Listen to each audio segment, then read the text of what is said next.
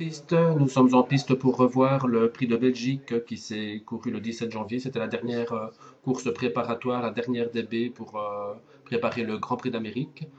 Bon, c'était aussi la première fois que Bold Eagle, que l'on voit là, on voyait Bold Eagle courir contre ses aînés. Et bon, ben, il était aussi impressionnant. Et encore un point positif en plus, regardez-le, il va avoir un faux départ, mais là il est à la corde. Et il va partir comme une balle malgré tout. Bon, là, le départ est repris. Il va recommencer. Bon, c'est un cheval super maniable. On le met n'importe où dans le parcours. Bon, bah, pas beaucoup de chevaux jusqu'à présent qui peuvent prétendre le battre dans l'Amérique. Bon, Lionel, un point positif. Lionel, il est bien parti. Dans ce prix de Belgique, dès 4 il faudra voir s'il n'est pas trop loin de Bold Eagle. Regardez là, il va partir encore à la corde de Bold. C'est fou. Là,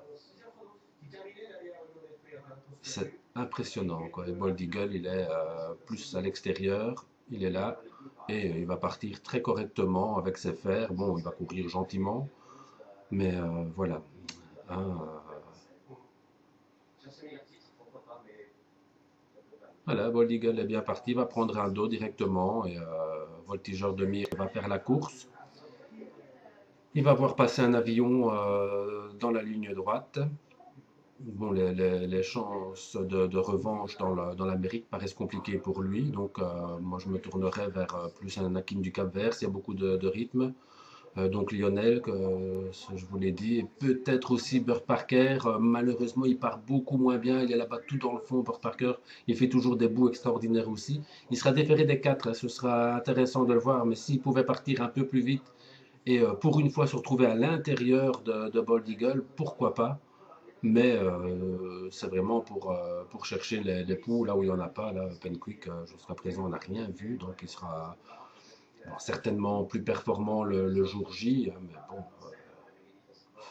bon, vous allez voir l'accélération de Bold Eagle. C'est vrai que c'est quelque chose qu'on voit rarement. Voilà, il n'y a pas eu un rythme de folie. Gabi Gelormini voulait absolument garder la tête et la corde. Là, je vous ai pointé Lionel. Lionel, il ne faut pas tenir compte de cette course, hein. Vraiment, c'était une prise de contact avec son nouveau driver Kellström. Mais l'important, c'était déjà qu'il démarre bien et c'était le cas. Je ne vous cache pas que s'il était encore parti sur un temps de galop, j'en aurais peut-être fait une impasse dans l'Amérique, hein.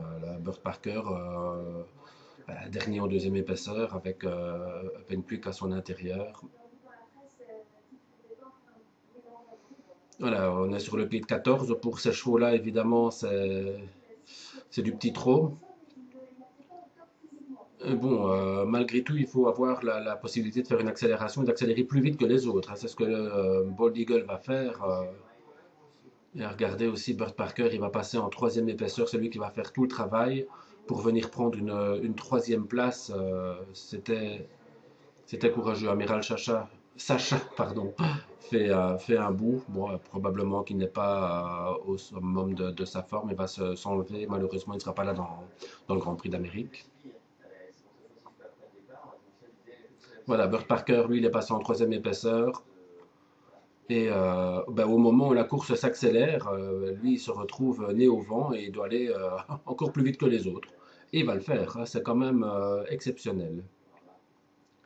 Bold Eagle, il n'a pas bougé, il a un parcours sur mesure, il est là sur une troisième ligne en deuxième épaisseur. Il regarde si personne ne vient l'enfermer à son extérieur. Et puis ben, voilà, dernier tournant. Burt Parker est toujours là.